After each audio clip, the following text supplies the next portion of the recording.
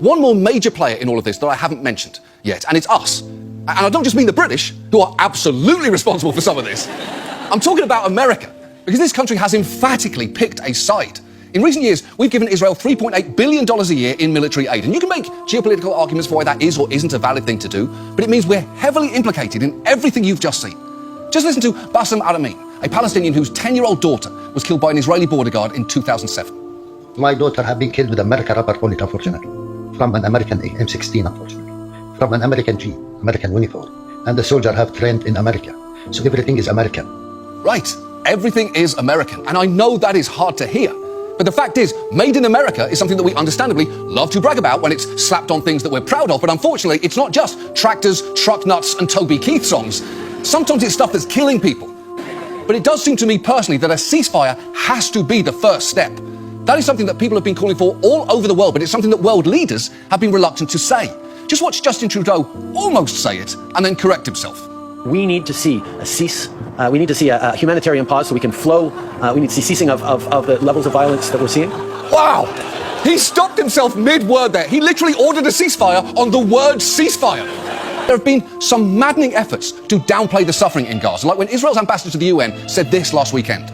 There is no humanitarian crisis in Gaza. In coordination with the US and the UN, we allowed the number of trucks entering Gaza now with food and medicines to reach almost 100 trucks every day. You've said this before, that there is no humanitarian crisis in Gaza. That's kind of an amazing statement, because there were humanitarian problems there before the war. And now, obviously, it has gotten bad. But take their numbers aside. It has gotten to the crisis point.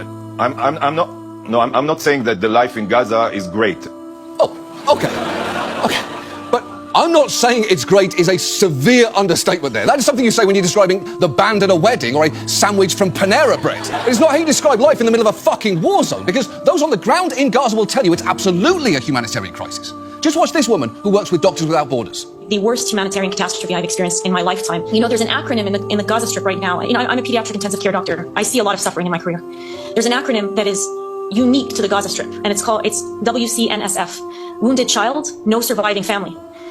Children, and it is used not infrequently in the last 3 weeks. Wounded child, no surviving family should not exist as an acronym. She's right. I really don't have it in me to show you footage of people in agony tonight, but I do want you to see some kids in Gaza who've been displaced speak about what they've been going through. وأنا مرض بالنعمة. ليش؟ الحاجة اللي زيك من الخوف هو بنخاف على أرواحنا. أصير أنا إيش أرجف، عارف داي أرجف وداي يصيروا يرجعوني. من يصير تهدئة إنه يصير هدنة وما يصابش أحد تاني منا.